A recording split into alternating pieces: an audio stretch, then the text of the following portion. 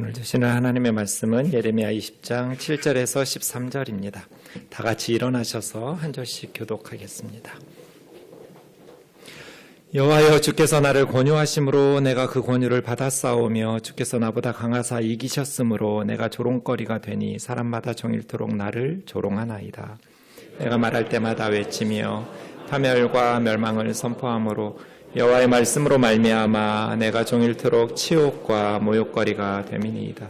내가 다시는 여호와를 선포하지 아니하며 그의 이름으로 말하지 아니하리라 하면 나의 마음이 불붙는 것 같아서 골수에 사무치니 답답하여 견딜 수 없나이다. 나는 무리의 비방과 사방이 두려움을 들었나이다. 그들이 이르기를 고소하라, 우리도 고소하리라 하오며 내 친한 벗도 다 내가 실족하기를 기다리며 그가 혹시 유혹을 받게 되면 우리가 그를 이기어 우리 원수를 갚자 하나이다. 그러하오나 여호와는 두려운 용사 같으시며 나와 함께 하심으로 나를 박해하는 자들이 넘어지고 이기지 못할 것이오며 그들은 지혜롭게 행하지 못함으로 큰 치욕을 당하오리니 그 치욕은 길이 있지 못할 것이니이다. 의인을 시험하사 그 배부와 심장을 보시는 만군의 여호와여, 나의 사정을 주께 아뢰었사온즉 주께서 그들에게 보복하심을 나에게 보게 하옵소서. 같이요, 여호와께 노래하라. 너희는 여호와를 찬양하라. 가난한 자의 생명을 행악자의 손에서 구원하셨음이니라. 아멘. 자리에 앉으셔서 기도하겠습니다. 우리에게 말씀 전해주시기를 기뻐하시는 주님, 오늘 또 주님의 음성 듣기를 사모하며 모인 주의 백성들에게 사람의 말이나 세상의 생각이 아닌 우리 각자에게 말씀하시는 주의 음성을 들려주옵소서. 미련하고 연약한 종을 주님 손에 맡겨옵고 예수님의 이름으로 기도하옵나이다. 아멘. 예레미야 6번째 시간이고 올해의 마지막 설교입니다. 우리가 매일 성경이라는 말씀 묵상 교재를 통해서 날마다 큐티하고 있는데 매일 성경의 편집이 예레미야 전반부는 올해, 아마 예레미야 뒷부분은 내년에 묵상하게 될 것 같습니다. 예레미야서에 보면 예레미야 선지자가 고백하는 내용이 5 본문이 나옵니다. 하나님 앞에서 탄식하기도 하고 그렇게 아파하면서 고백하는 선지자의 고백입니다. 오늘 20장 7절에서 18절까지는 마지막 5번째 선지자의 고백인데요. 오늘 본문은 그 중에서 13절까지 앞부분을 살펴보려고 합니다. 오늘 본문 다시 보시면 7절과 8절은 하나님께 선지자가 좀 당돌한 듯 항의하는 내용입니다. 여호와여, 주께서 나를 권유하심으로 내가 그 권유를 받았사오며 주께서 나보다 강하사 이기셨으므로 내가 조롱거리가 되니 사람마다 종일토록 나를 조롱합니다. 내가 말할 때마다 외치며 파멸과 멸망을 선포함으로 여호와의 말씀 때문에 내가 종일토록 치욕과 모욕거리가 됩니다. 하나님 앞에서 선지자가 불평하듯이 억울하듯이 그렇게 토로하고 있습니다. 그래서 9절은 내적 갈등을 표현합니다. 사람들이 하나님 말씀 듣지도 않으니까 그만둘까? 내가 다시는 여호와를 선포하지 아니하며 그 이름으로 말하지 아니하리라 하면 나의 마음이 불붙는 것 같아서 골수에 사무치니 답답하여 견딜 수 없습니다. 그래서 하나님의 말씀을 선포하지 않을 수 없는, 선포하면 조롱과 비방을 받고 선포하지 않으면 속에 천불이 나서 답답하여 견딜 수 없는, 이러지도 저러지도 못하는 선지자의 내적 갈등이죠. 10절에는 선지자를 박해하는 원수들의 말과 행동이 표현되고 있습니다. 나는 무리의 비방과 사방의 두려움을 들었습니다. 그들이 이르기를 고소하라, 우리도 고소하리라 하오며 내 친한 벗도 다 내가 실족하기를 기다리며 그가 혹시 유혹을 받게 되면 우리가 그를 이기어 우리 원수를 갚자라고 합니다. 선지자를 미워하고 비방하고 조롱하는 원수들의 말과 행동입니다.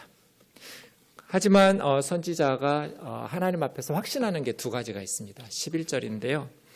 원수들은 그렇게 나를 넘어뜨리고 무너뜨리려고 비방하고 있지만 여호와는 두려운 용사 같으시고 나와 함께 하신다. 이 2가지 확신입니다. 하나님은 두려운 용사이셔서 누구도 이길 수 없다. 그 하나님은 나와 함께 계신다. 그래서 나를 박해하는 자들이 넘어지고 이기지 못할 것이다. 그들은 지혜롭게 행하지 못하기 때문에 큰 치욕을 당하고 큰 치욕이 오랫동안 잊혀지지 못할 만큼 그런 치욕일 것이다 라는 확신이죠. 그래서 12절에 기도합니다. 의인을 시험하사 그 패부와 심장을 보시는 만군의 여호와여, 나의 사정을 주께 아뢰었사온즉 주께서 그들에게 보복하심을 나에게 보게 해 주십시오 하면서 하나님 앞에 기도하고, 상황은 변한 게 없지만 여전히 예레미야를 박해하는 그러한 원수들에 의해서 조롱과 비방을 당하고 있지만 선지자는 13절에 찬양을 권유합니다. 너희는 여호와를 찬양하라. 왜냐하면 하나님은 가난한 자들을 행악자들의 손에서 구원하실 것이기 때문에.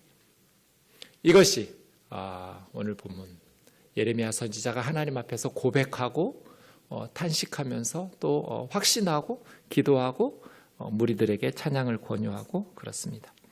오늘 이 예레미야가 하나님 앞에서 고백하게 된 배경이 있습니다. 20장 앞부분 1절에서 6절입니다. 1절 보시면 예루살렘 성전의 총감독이라는 바스훌이라는 제사장이 예레미야 선지자가 하는 예언의 말을 들었습니다. 그래서 어떤 행동을 취하는데, 예레미야가 무슨 말을 했는지, 바스훌이 들었던 예레미야의 말씀이 무엇이었는지는 또 19장에 나올 겁니다. 그래서 19장을 간단히 보시면 예레미야가 3절에 만군의 여호와 이스라엘 하나님이 같이 말씀하시되 보라 내가 이곳에 재앙을 내릴 것이다. 하나님께서 이 유다 예루살렘과 유다 땅에 우리나라에 재앙을 내리신다고 말씀하신다. 얼마나 큰 재앙이었는지 그 재앙을 듣는 자들의 귀가 두려워서 떨 것이다. 그런 엄청난 재앙을, 전무후무한 재앙을 우리나라에 내리실 거야. 이는 그들이 나를 버리고 하나님을 버리고 하나님이 주신 땅을 불결하게 했기 때문에, 이곳에서 자기와 조상들과 유다 왕들이 알지도 못하던 다른 나라의 이방 신들에게 분향하면서 예배하고 죄 없는 무죄한 자들의 피로 가득 채웠기 때문에, 그러니까 우상을 숭배하면서 죄 없는 사람들의 억울한 피로 채우는 것이 하나님이 주신 약속의 땅, 거룩한 땅을 불결하게 더럽히는 거라는 거예요. 심지어 5절에 보시면 너희가 바알을 위해서 산당을 짓고 그 바알에게 너희 아들들을 산채로 불살라 바쳤, 인신제사까지.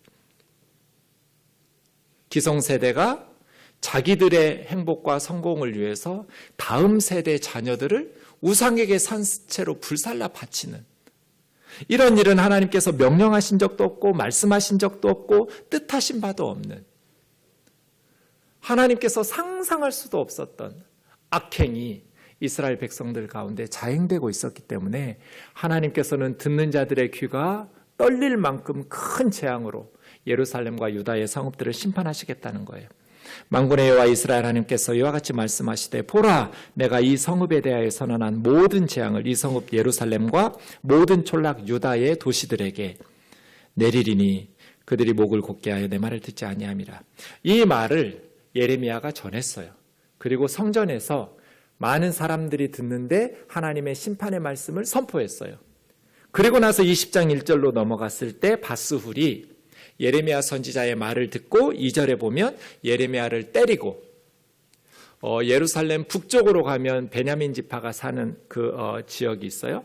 그 베냐민 쪽으로 향해 가는 문이 윗문과 아랫문이 있는데 윗문에 있는 그 감옥처럼 예레미야를 그 문 위층에서 목에 씌우는 나무 판자에다가 홈을 파가지고 거기에 목과 손과 발을 집어넣어서 착고를 채워서 감옥에 가둔 거예요. 여러분 바스훌의 행동이 어때요?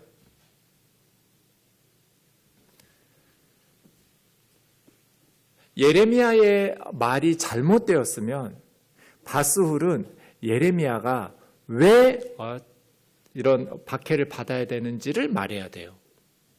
우리가 언제 바알의 산당을 세웠냐? 우리가 언제 바알에게 우리 아들들을 산채로 불살라 바쳤냐?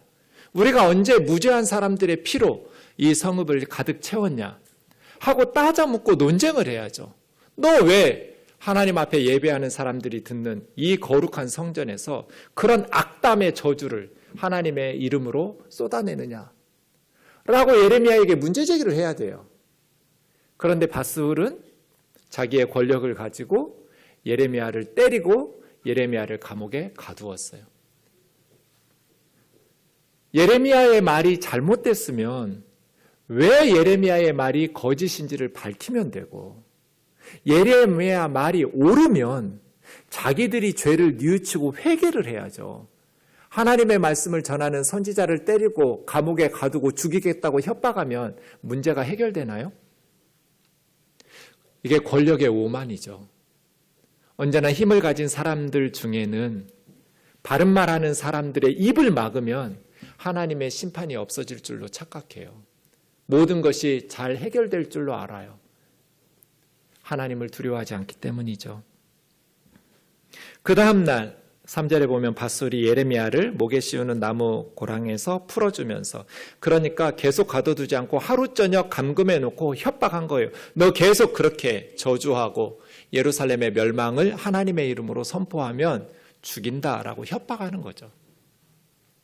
위협하면서 풀어주었어요. 그때 예레미야가 하나님의 말씀을 전하죠. 앞으로 네 이름이 밧솔이 아니라 마골 미사빕이라고 할 것이다. 바스훌이라는 뜻은 자유라는 뜻이에요. 네가 자유롭게 다니는 자유라는 이름의 뜻이 아니라 앞으로는 마골이라는 말은 공포, 두려움 그런 뜻이고, 밋이라는 말은 뭐뭐로부터, 사비스라는 말은 사방이에요. 그러니까 사방으로부터 오는 두려움, 공포 그런 뜻이. 사방에서 너를 두렵게 할 거다. 사방에서 너를 공포에 떨게 하는, 그래서 너의 이름이 마골 미사빕이라고 불려지게 될 것이다 라고 맞서는 거죠. 4절에 보면 너가 당하는 그 엄청난 고난이 너무나 커서 너와 너의 모든 친구들에게 두려움이 될 것이다. 너가 당하는 하나님의 심판이 너무나 크기 때문에 너를 보는 모든 친구들도 두려워 떨게 될 것이다. 원수들의 칼에 모두가 엎드러질 것이고 너는 그것들을 볼 것이며 온 유다를 하나님께서, 내가 하나님이죠, 하나님께서 바벨론 왕 손에 넘길 거야. 그러니까 바벨론의 군사력에 너희가 짓밟히는 것이 아니라 내가 불러들인 바벨론 군대에 의해서 너희는 멸망할 거야. 그가 그들을 바벨론 왕이 사로잡아서 바벨론으로 끌고 가서 칼로 죽이리라. 바스훌에게 예레미야는 엄청난 말을 전하죠. 이 성읍에 예루살렘의 모든 부, 모든 소득, 모든 귀중품, 유다 왕들이 모아두었던 모든 보물들을 원수의 손에 넘길 것이다. 그래서 다 바벨론으로 탈취하여 가져갈 것이고 너와 너희 집에 사는 모든 사람이 포로가 되어 바벨론으로 끌려가서 거기서 죽어서 바벨론에서 묻힐 거다. 이 제사장에게는 엄청난 저주죠. 우상의 땅, 이방의 땅, 그 바벨론의 노예로 포로로 끌려가서 거기서 죽을 때까지 돌아오지를 못하고 거기에 묻힐 거라고. 왜냐하면 너와 너의 거짓 예언을 들은 내 모든 친구들도 그와 같을 것이다. 거짓 예언 때문에.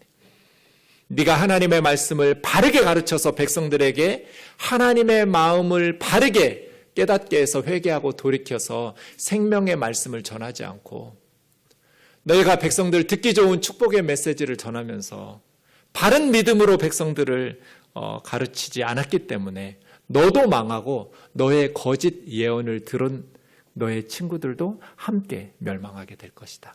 이것이 오늘 본문 바로 앞에 나와 있는 예레미야가 하나님 앞에서 탄식하면서 고백하게 된 배경이에요. 7절부터 다시 보시면 여호와여 주께서 나를 권유하심으로 내가 권유를 받았습니다. 이 권유하다, 권유받다는 파타라는 말은요, 좋은 뜻으로도 쓰이고 나쁜 뜻으로도 쓰이는데 주로 성경에서 나쁜 뜻으로 더 많이 쓰인 단어예요. 주로 죄짓도록 유혹하고 꼬드길 때 사용하는 말이에요. 하나님이 저를 꼬드겨서 제가 꾀임을 받았습니다. 그런 뜻이에요. 차마 그렇게 번역할 수는 없어서 권유했다고 이렇게, 긍정적으로 하면 좋은 일을 하도록 설득했다 이런 뜻도 되죠. 나는 선지자 할 생각이 없었는데 하나님께서 나를 설득하시고 나를 꼬드기셔가지고 나는 어린아이라 말할 줄도 모르고 내가 무슨 선지자냐고 펄쩍펄쩍 뛰고 있을 때 하나님께서 너는 아이라고 말하지 마라. 내가 누구에게 보내든지 가서 내가 무슨 말을 하라 시키든지 그대로 전하라고. 너의 대적들이 너를 이기지 못할 거라고. 내가 너와 함께 할 거기 때문에 하나님께서 계속해서 저에게 설득하시고 저를 꼬드기셔서 제가 선지자가 된 것 아닙니까?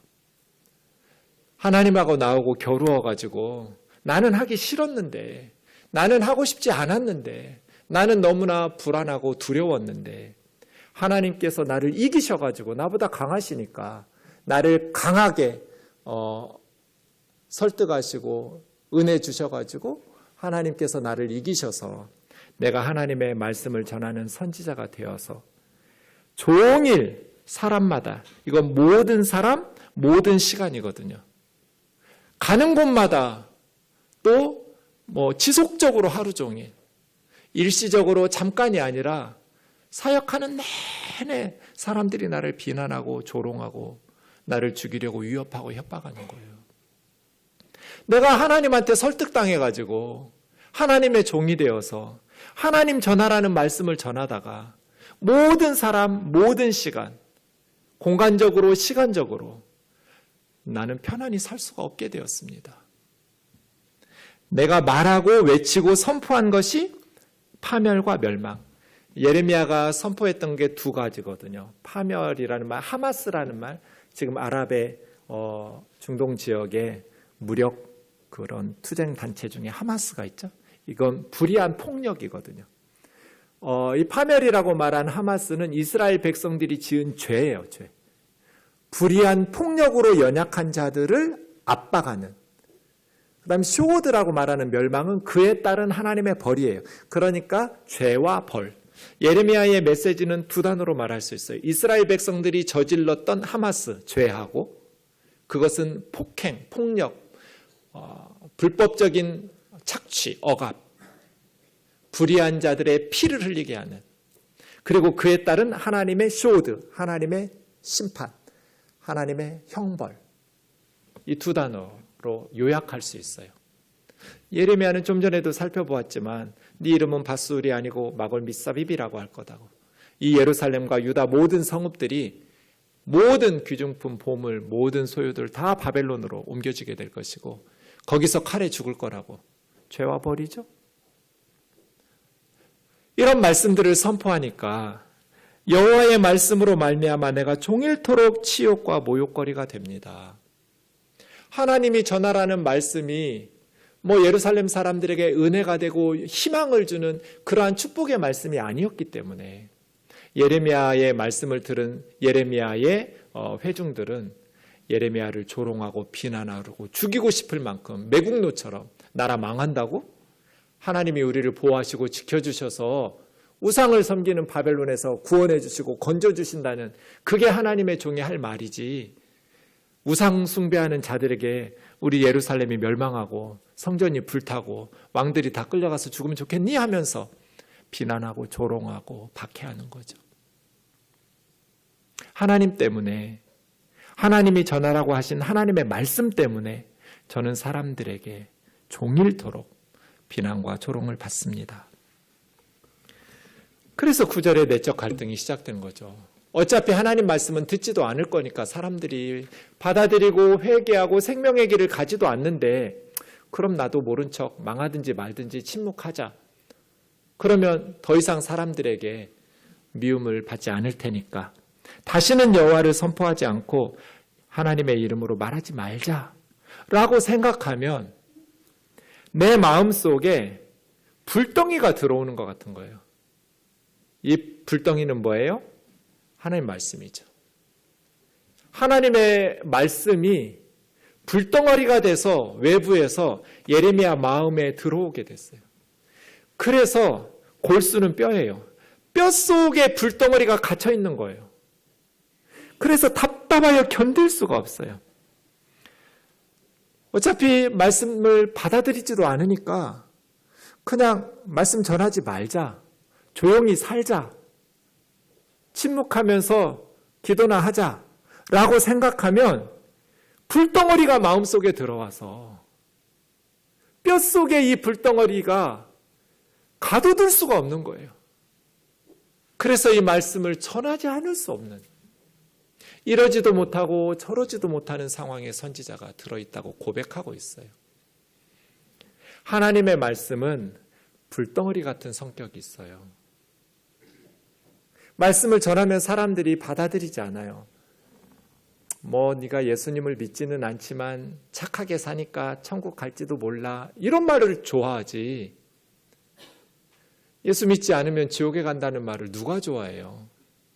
요즘 이제 저희 부모님들이 천국에 가시잖아요. 그래서 동창들이 장례식장에서 만나면 가끔 저한테 그래요. 거의 매번 듣는 말이에요. 준경이 너는 다 좋은데 지옥 얘기 좀 안 할 수 없냐고.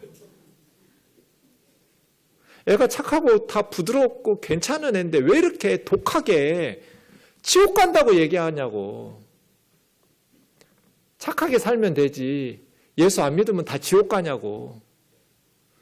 내 주변에 교회 다니는 사람들 중에도 정말 우리보다 악하게 사는 사람들도 많더구만. 지옥 얘기 좀 그만하라고.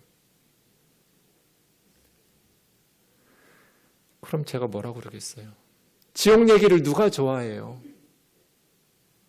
나는 너희들 지옥 가는 게 두려우니까. 나는 내 친구들이 지옥 가면 안 되니까. 현대인들이 그냥 착하게 살고 어느 종교든지 바르게 살고 양심 지키면서 살면 천국이든 극락이든 좋은 곳으로 간다. 이런 말 듣기를 원하지. 예수님 믿지 않으면 지옥 간다는 말을 누가 듣고 싶어 해요? 회개하고 예수 믿으라는 말을 누가 듣고 싶어 하냐고요. 다 죄를 이야기하고 하나님의 심판을 이야기하면 듣기 싫어해요. 친구들이 싫어하니까 입 다물고 있을까? 그런데 기도할 때마다 천불이 나요. 예수님 믿어야 되는데. 내 친구들 지옥 가면 안 되는데. 예레미야가 하나님의 말씀을 전하는데 이제 국가는 임박한 멸망 앞에 서 있어요.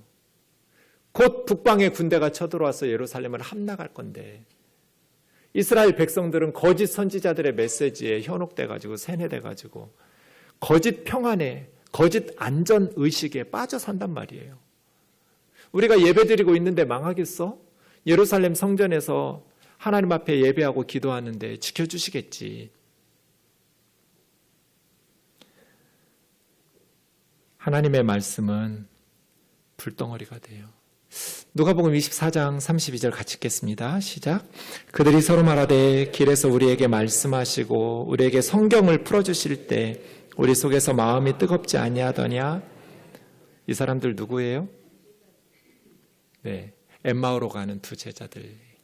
누가복음 24장이니까. 엠마오로 가는 두 제자들에게 부활하신 주님께서 말씀해 주시고 구약의 성경들을 풀어주실 때 이제 주님 떠나고 다시 예루살렘으로 돌아오던 두 제자들이 서로 나눈 대화예요. 주님이 성경 풀어주실 때 우리 속에서 마음이 뜨겁지 않, 너도 그랬어? 나도 가슴에 불덩어리가 임하는 것 같았어. 이것이 설교를 제대로 들은 것이고 바르게 설교를 한 거예요. 하나님의 말씀인 성경은 바르게 풀어지면 가슴이 뜨거워져요. 미지근하지도 않고요. 냉랭할 수가 없어요. 하나님의 말씀은 진리의 말씀이고 생명의 말씀이기 때문에 그 하나님의 살아있는 말씀은 우리 속을 뜨겁게. 예레미야가 하나님의 말씀이 뼈 안에 갇혀있는 것 같았어요. 그래서 침묵할 수가 없었어요. 하나님의 말씀을 전하면 백성들은 비방하고 조롱하고 죽이겠다고 때리고 협박하고 가두고 그 말씀을 전하지 않고 침묵하려고 하면 답답하여 견딜 수가 없고 그래서 하나님 앞에 토해내고 있는 거예요. 10절은 원수들의 말이었죠. 무리의 비방과 사방의 두려움. 사방이 두려워함. 이게 마골 미사비비예요. 너 바술이 아니라 마골 미사비비라 부릴 거야. 사방으로부터의 두려움, 공포. 바술이 아니라 지금 제가 그런 걸 당하고 있습니다.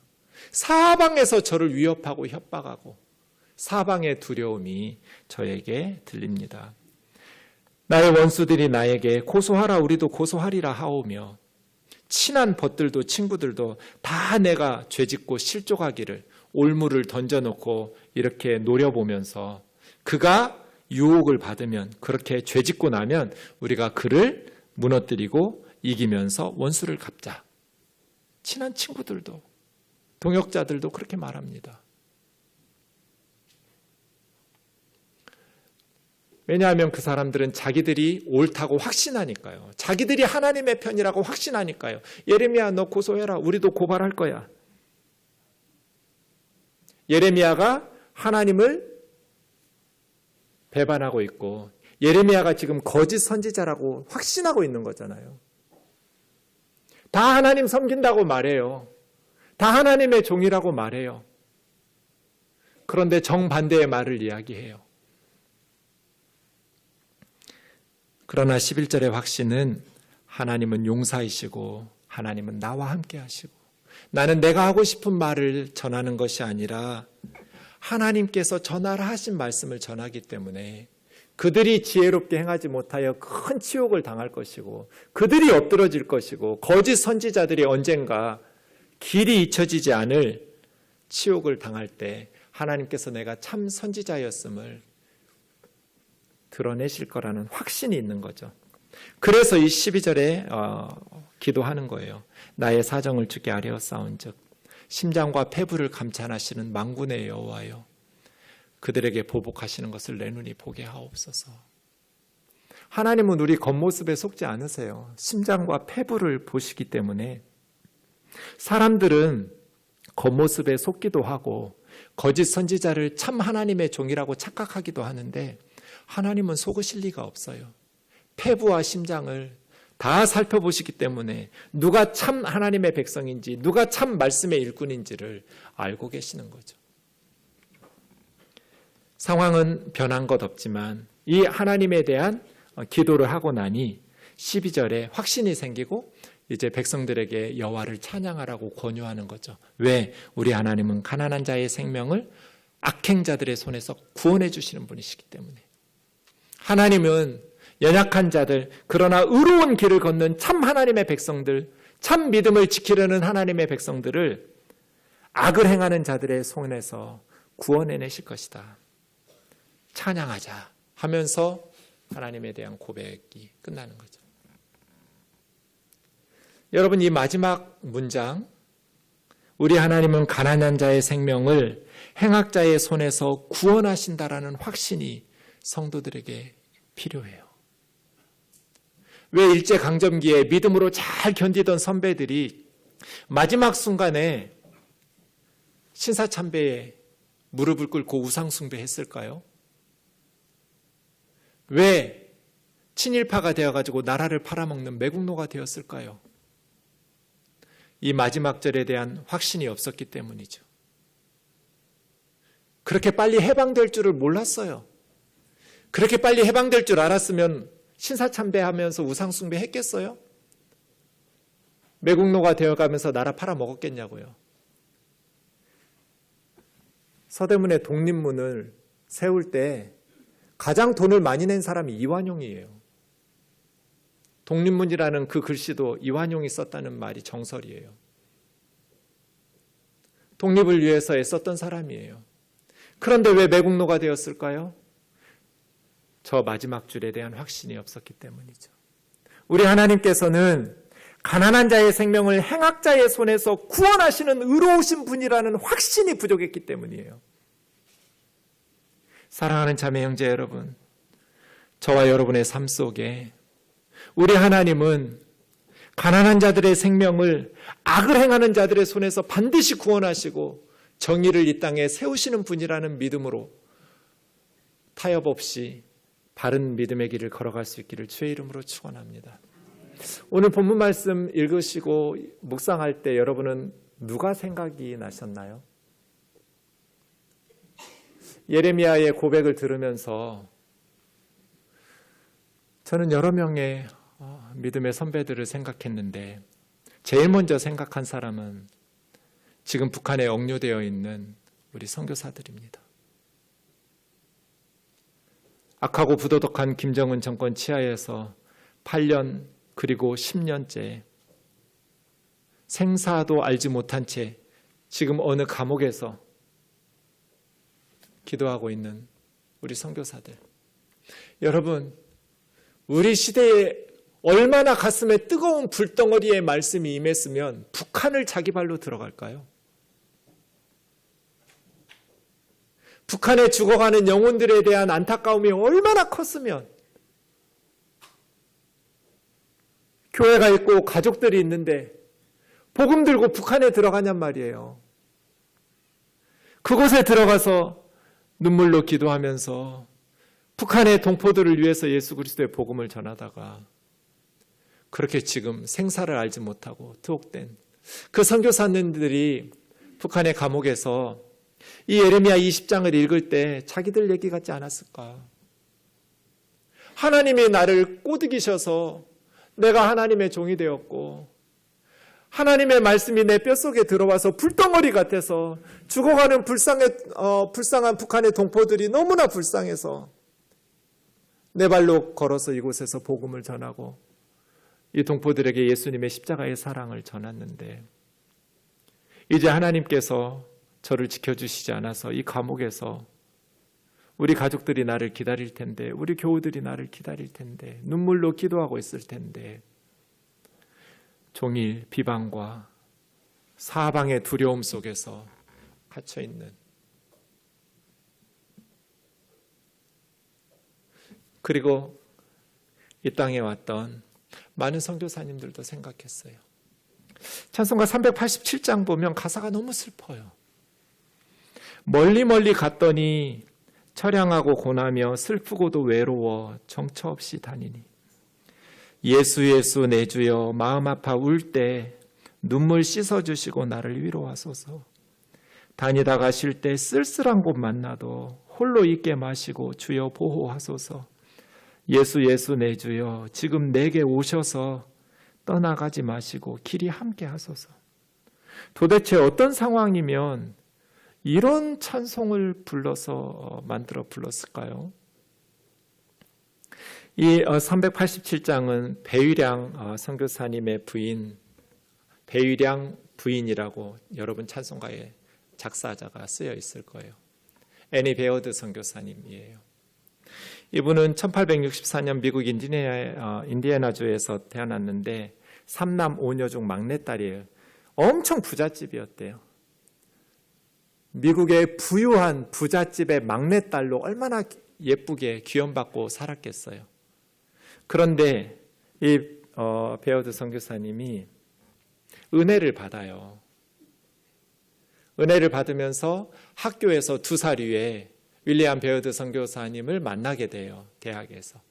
그런데 이 윌리엄 베어드가 시카고 무디 부흥운동에 은혜를 받아요. 20대 젊은이들이. 그래서 무디의 부흥에 영향을 받고 해외 선교사로 나가려고 헌신하면서 조선 땅에 오게 됩니다. 그래서 1890년 26살, 28살 그때 11월 18일에 결혼식을 해요. 제가 이 날짜를 잊을 수가 없어요. 우리 가족 중에 하나가 생일이에요. 이 1890년 11월 18일에 결혼하고 바로 그날 조선으로 출발해요. 이 20대의 두 젊은이가 결혼식하고 신혼여행도 가지 않고 신혼여행으로 조선으로 와요. 샌프란시스코 항구에 가서 배를 타고 부산 항구에 도착해서 그래서 우리 한국 선교, 장로교 선교 초창기에 서울에는 언더우드가 있었고요. 평양에는 마펫 선교사가 있었고요. 부산에 베어드 선교사가, 배유량 선교사가 있었어요. 그래서 경남, 부산, 경북, 대구 지역에 아주 전무후무한 선교, 초량교회, 대구 제1교회 계속 교회들을 설립하면서 하나님의 말씀을 전한 일꾼들이 이 베어드 선교사님 가족이에요. 그 베어드 선교사님이 나중에는 젊은 목회자들을 양성해야겠다 하면서 평양에 가서 자기 집에서 시작한 학교가 숭실대학교예요. 베어드 선교사님 집에서 처음 13명 학생들 데리고 그 숭실대학교에서 무수한 많은 목사들과 선교사들과 민족의 지도자들이 배출되죠. 그런데 신사참배에 반대하다가 평양의 숭실대학교는 폐교당하고 서울에서 다시 개교하면서 숭실대학교가 지금 살아남아 있는 것이 베어드 선교사님이 시작한 학교예요. 수많은 일꾼들을 길렀는데 문제는 이 애니 베어드 선교사님이 부산에서 사역할 때 첫째 딸 낸시를 돌 지나고 2돌 직전에 뇌수막염으로 잃어요. 근데 남편은 365일 중에 300일 이상은 순회 전도한다고 집에 안 와요. 이 20대의 어린 선교사님이 딸을 무덤에 묻고 외롭고 쓸쓸하게 그렇게 복음 전하면서 눈물 지으면서 1895년에 지은 찬송이 387장이에요. 일기에 이렇게 써놨어요.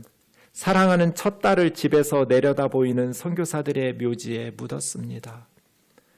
나에게 한없는 슬픔이 찾아왔습니다. 한 후보 대학 시절 아주 활발하고 지성적이고 신앙이 강하다는 평을 받은 나였지만 남편 베이랑 선교사가 1년에 반 이상을 순회 전도 가고 나면 밀려오는 외로움과 슬픔을 참을 수가 없었습니다. 나는 좌절하고 있었습니다. 죽은 딸아이의 묘비에 갔다가 태평양을 향한 바닷가에서 눈물을 흘리며 정처 없이 다녔습니다. 이게 이 찬송가 가사예요. 멀리 멀리 갔더니 처량하고 외로워. 베어드 선교사님의 그 선교 일기들을 보면 어떻게 이 많은 어려움을 참고 견뎠을까? 정말 놀라울 정도예요. 선교사님은 양화진에 묘지가 있어요. 선교사님 가족 묘지 2 아들도 있고 나중에 대구는 이 애니 선교사님의 남동생인 아담스 선교사님이 대구 선교의 아버지라고 불러요. 아담스 선교사를. 애니 선교사의 남동생이에요. 맡기고 평양으로 올라가면서 대구, 경북, 부산, 경남 지역을 이 가족들이 엄청나게 복음화를 시켜요. 그 양화진 선교사님의 무덤을 봤더니 묘비에다가 로마서 8장 37절을 써놨어요. 우리를 사랑하시는 이로 말미암아 우리가 넉넉히 이기느니라. 선교사님의 그 위인전을 읽으면서 어떻게 이걸 견뎌냈을까? 정말 어떻게 그 젊은 사람들이. 애니 선교사님은 미국에서 26년 살고 한국에 와서 평양에서 죽을 때까지 26년 살다가 쉬운 둘에 죽었거든요. 그 엄청난 슬픔의 땅, 외로움을 견디고 무수히 많은 박해와 고난들을 견뎌내면서 어떻게 이 땅에서 하나님 주신 사명을 끝까지 생명 다할 때까지 대를 이어서 선교 사역을 감당하는 그러한 일들을 감당할 수 있었을까? 그들의 묘비에 우리를 사랑하시는 이로 말미암아 우리가 넉넉히 이겼다고. 예레미야의 후손과 같은 이런 베어드 선교사님 같은 분들 말이에요. 북한의 복음을 위해서 하나님의 말씀의 불덩어리를 들고 지금 투옥되면서 기도하고 있는 선교사들 말이에요. 그러한 하나님의 일꾼들 때문에 하나님의 나라가 무너지지 않고 지금도 유지되고 있구나. 이런 하나님의 사람들의 헌신 때문에, 예레미야의 후손들 때문에, 예레미야의 후계자들 때문에 하나님의 나라가 무너지지 않겠구나 확신하게 되었어요. 이 말씀을 우리에게는 어떻게 순종하면서 적용할 수 있을까요? 우리는 그런 선교사도 아닌데 우리에게 이 말씀은 무엇을 요구하고 계시는가? 우리는 이 말씀에 어떻게 순종해야 할까? 저는 오랫동안 예레미야 20장 7절 말씀을 가지고 살았어요. 계산해 보니까 25년이 넘어가요. 왜냐하면 제가 생각하는 예레미야에 대한 가장 탁월한 믿을 수 있을 만한 주석가는 장신대 박동현 교수거든요. 이분이 예레미야로 박사학위를 받고 예레미야에 대한 논문들을 계속 썼어요. 그분의 쓴 책이, 오래전에 쓴 책이 제목이 주께서 나를 이기셨으니예요. 이게 오늘 본문 20장 7절이거든요. 그래서 저는 이 책 제목 때문에 왜 예레미야가 52장까지 있는데 그 긴 예레미야서 중에서 예레미야를 전공한 성서학자인 박동현 교수는 자기 책의 제목을 주께서 나를 이기셨으니라는 구절을 선택했을까 되게 궁금했어요. 그런 호기심을 가지고 예레미야서를 대할 때마다 주께서 나를 이기셨으니, 주께서 나를 이기셨으니 이게 무슨 뜻일까? 그러면서 나중에는 그것이 저의 기도 제목이 되었어요. 주께서 나보다 강하사 이기셨으므로 내가 선지자 되었다는 거잖아요. 그러면서 주님이 사람들에게 주신 자유의지를 가지고 사람들은 하나님을 이겨먹고 자기 살고 싶은 대로 살아가는데 저도 그렇습니다. 그런데 주님, 내가 하나님을 이겨먹고 내가 살고 싶은 대로 살면 나중에 하나님의 심판대 앞에 갔을 때 저는 책망받고 부끄러울 것 같습니다. 하나님이 저를 이겨주세요. 주께서 나를 이기실 때, 하나님이 우리를 이길 때 우리가 하나님 앞에 갔을 때 잘했다, 착하고 충성된 종이라 칭찬받지 않을까요? 우리 삶 속에서 하나님께서 우리를 이기셔야 할 것들은 무엇이 있을까요? 여러분이 하나님을 이겨먹고 여러분 살고 싶은 대로 고집 피우는 것은 없나요? 이거는 절대로 양보할 수 없어요. 하나님, 제 뜻대로 하게 해주세요. 나 하고 싶은 대로 그렇게 고집 피우는 것은 없나요?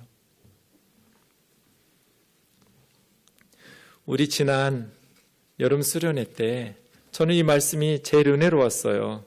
귀중품 보관 안내법. 맡기지 않은 물건은 책임지지 않습니다. 한 강사님이 그랬잖아요. 우리는 하나님께 맡기는 삶을 산다고 말하지만 실제로 맡기지 않고 내 힘으로 살려고 할 때가 많아요. 하나님이 맡기지 않은 분실물은 책임지지 않는다고 말씀하신다는 거예요. 우리 아이가 대학을 졸업할 때쯤에 이제 직장을 알아보고 인턴을 구하고 있는데 그때 코로나 팬데믹이 시작됐어요. 그래서 NGO 단체가 직원을 뽑지를 않았어요.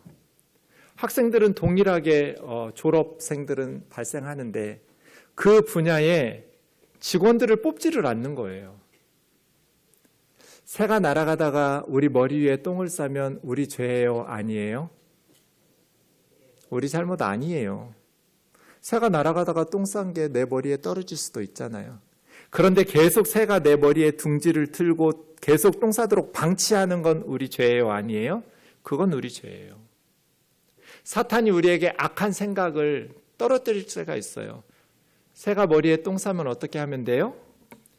깨끗하게 씻으면 돼요. 머리 감으면 돼요. 아이가 몇 날 며칠 밤을 새우면서 검색하면서 지원을 하는데 뽑지를 않고 서류를 넣어도 오라는 데가 없는 거예요. 그때 새가 날아가다가 제 머리에 똥을 쌌어요. 제가 알고 있는 NGO 대표들이 많잖아요.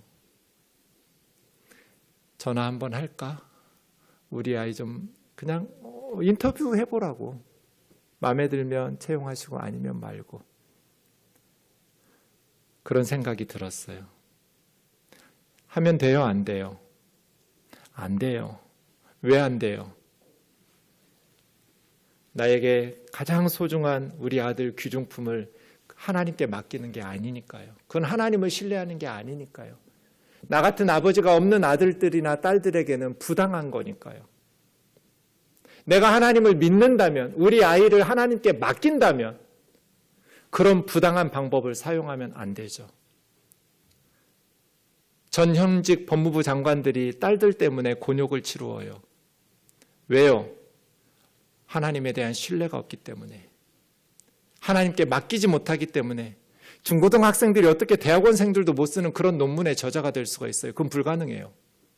그런데 수많은 대학 교수들이 자기 아이들을 중고등학교 다닐 때 그런 박사급의 논문들을 썼다고 저자로 올려요. 스펙을 그렇게 쌓아줘요.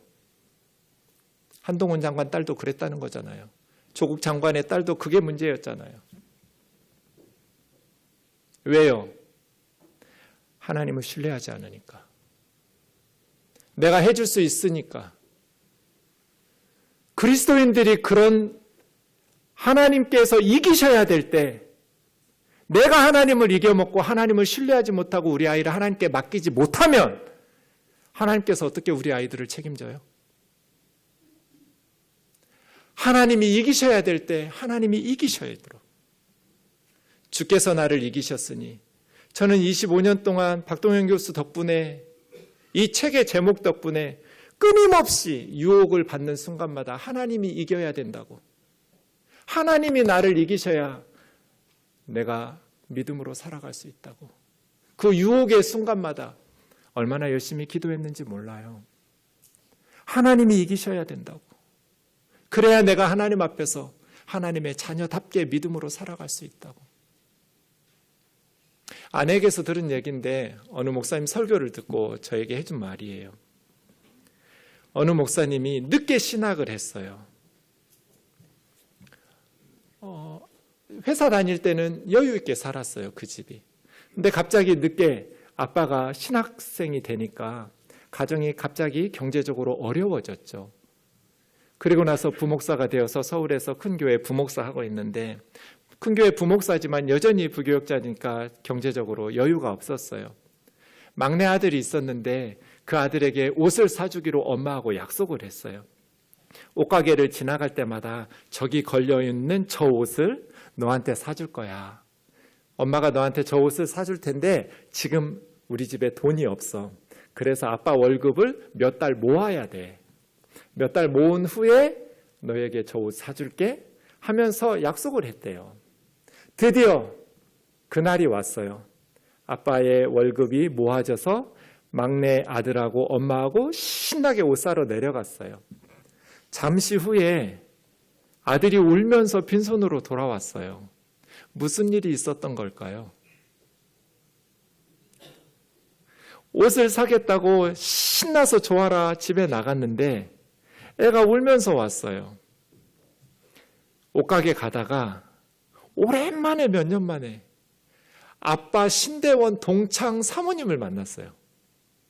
그래서 몇 년 동안에 그동안 어떻게 지냈느냐고 서로 안부를 묻고 사모님 이야기를 듣는데, 그 사모님이 저 시골 어느 도시에서 개척을 해가지고 너무너무 고생을 하면서 목회를 하고 있는 거예요.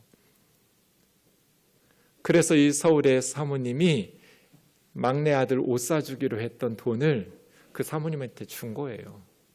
그러니까 아이는 엄마한테 버림받고 울면서 집에 온 거예요.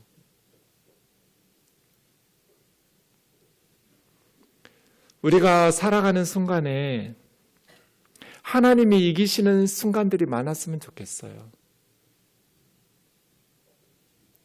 하나님 이겨먹고 내 맘대로 나 살고 싶은 대로 고집 피우면서 살지 말고 하나님께서 저와 여러분을 이기시기를, 그래서 우리가 하나님 나라에